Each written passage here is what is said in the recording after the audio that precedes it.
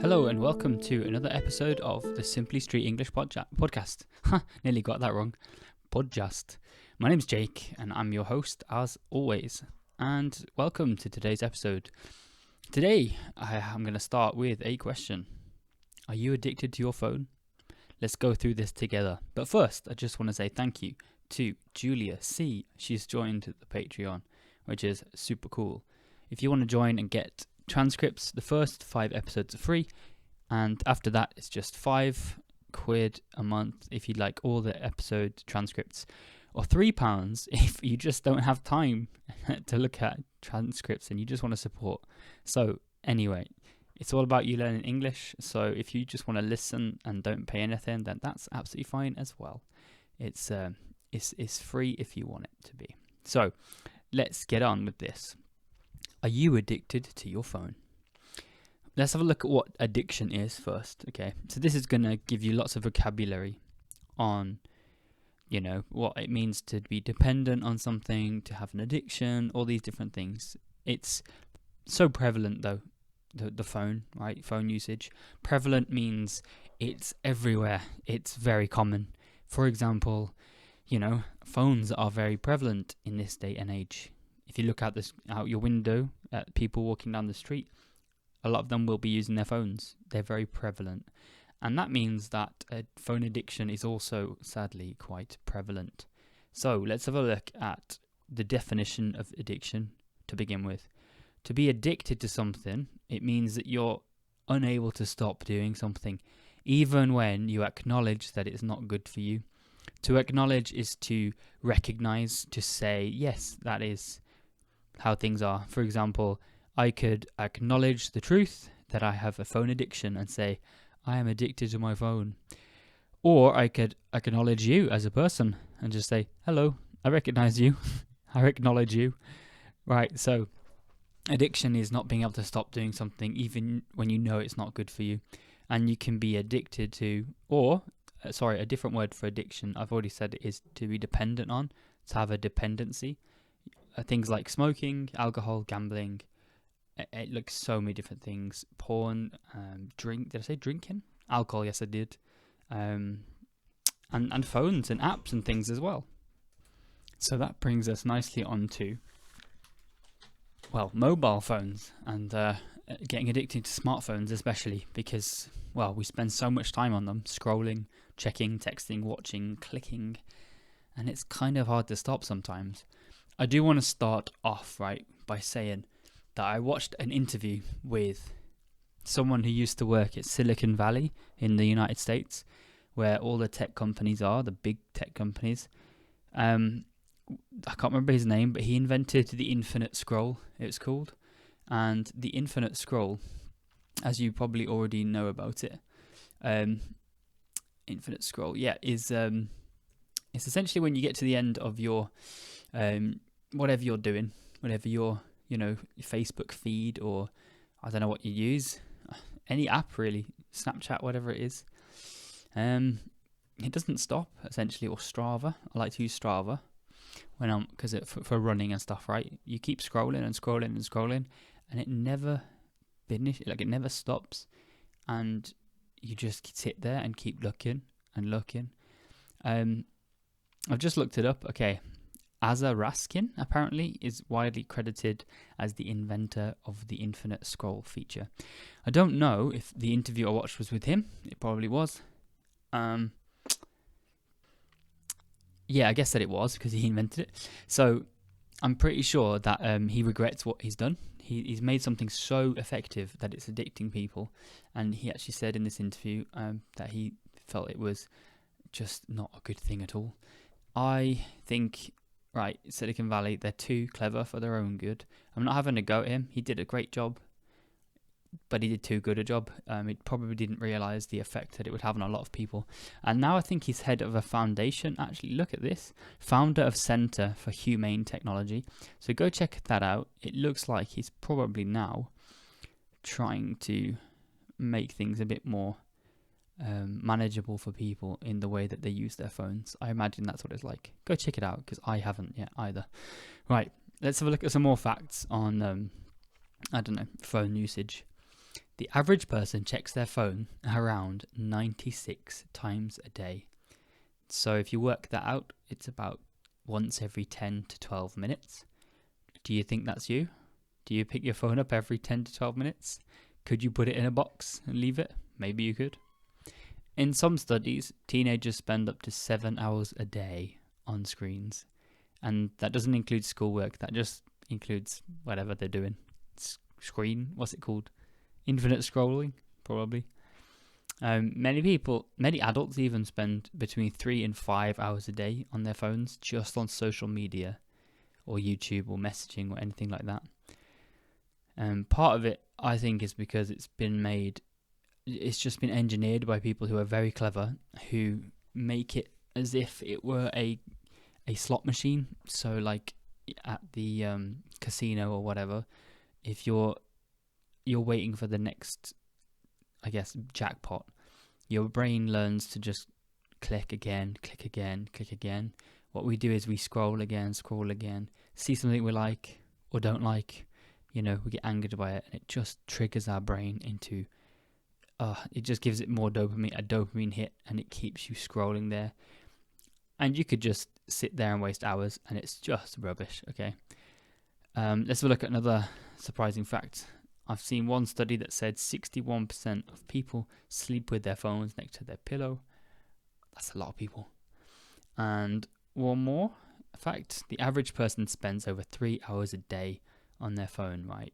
Which adds up to 45 full days per year. So imagine if you spent 45 full days a year doing something productive instead of being on your phone. I'm not trying to shame anyone. In fact, maybe I am.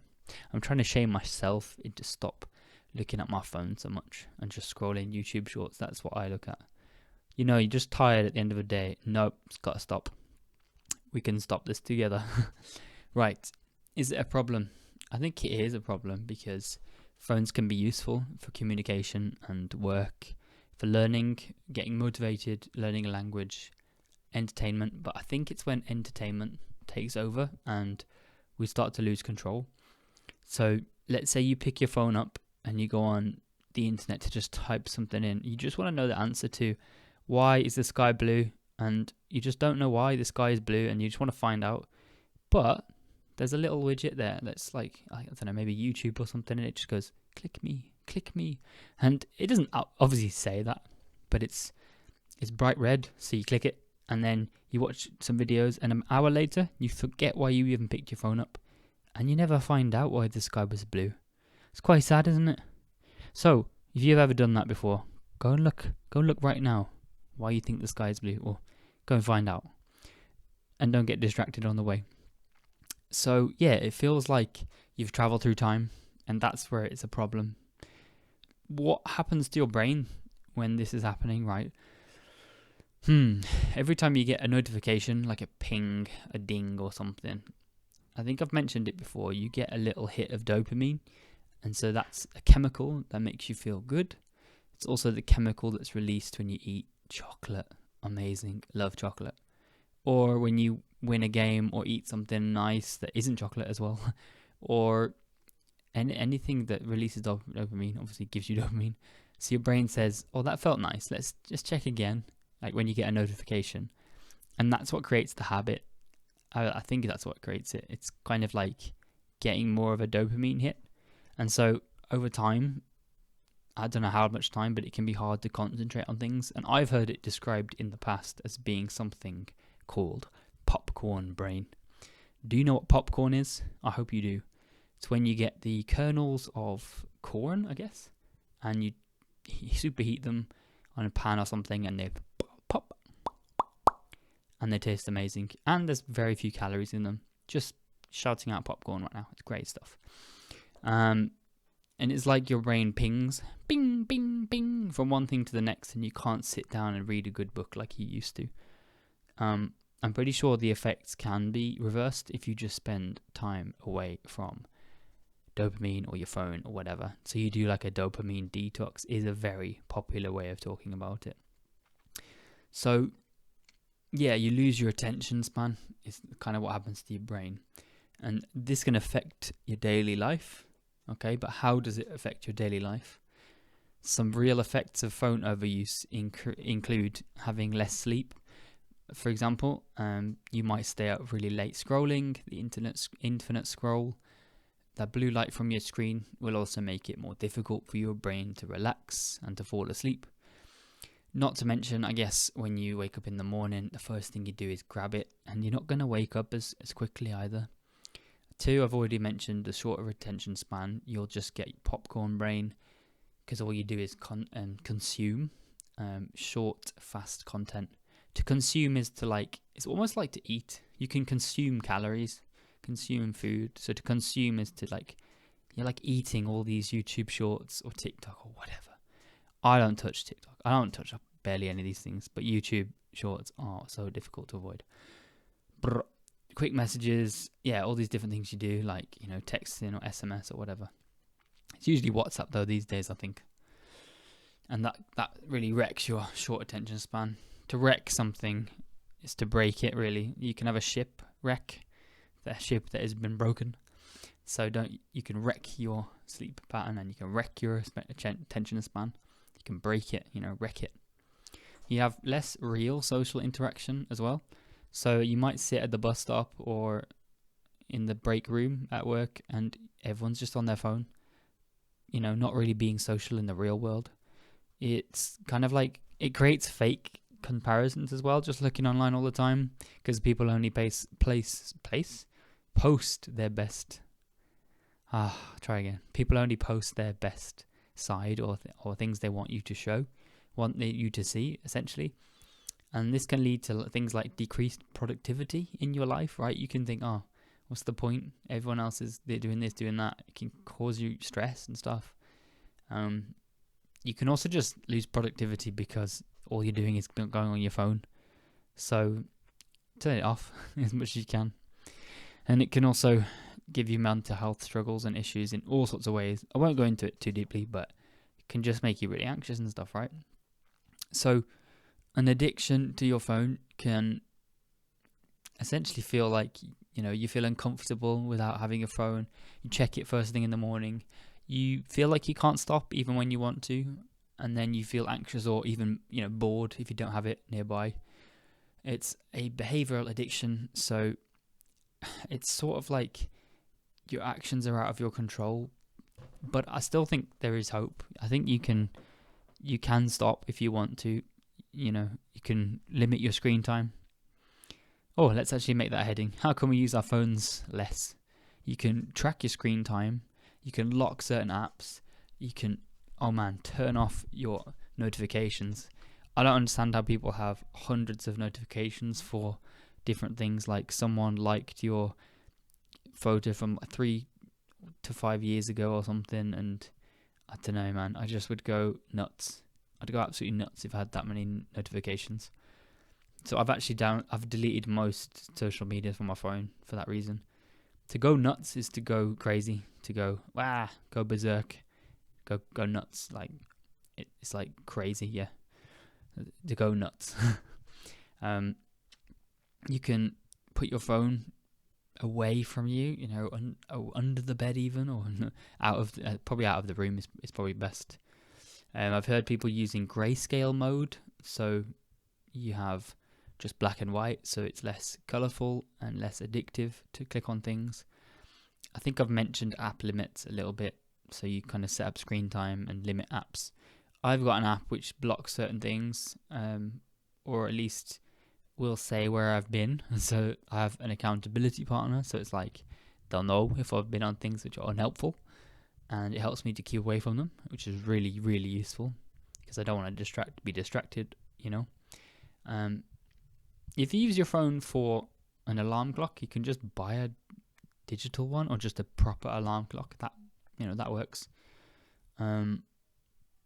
Mate, you could even just try a digital detox and try to go from 100% addicted to 0 and just see how painful that is. But I think after about 3 days, it would stop hurting. Your brain literally will have to rewire itself. So that's going to be a little bit painful. Go for a run, go outside, breathe, drink. Just keep your phone away from you if you're going to do a detox. Just do your best. It's a tool more than anything, the phone, right? So it's a good job you've got technology, because that's probably the way you're listening to this podcast. But too much of a good thing can be bad. So make sure you balance it. Turn this podcast off if it's, you've had enough for the day. You've had enough input. Go outside, kick a ball, walk about, do whatever you need to do. Just don't let your phone control you. And if you notice that it is becoming out of control, talk to somebody. When you're not alone. There are a lot of people that now struggle with phone addiction. So just talk about it, really. All right. Remember, that's the end of the podcast. Thank you for listening. Remember, if you want the transcript of today's episode, it's on patreon.com/simplystreetenglish. Would love your support. Thanks for listening today. I definitely hope this episode made you think a little differently about your phone. You've learned some phone addiction vocabulary, if that's a good thing. Maybe even inspired you to make a small change. Who knows? Take care, and I'll see you on the next episode of Simply Street English. Ciao. Bye bye.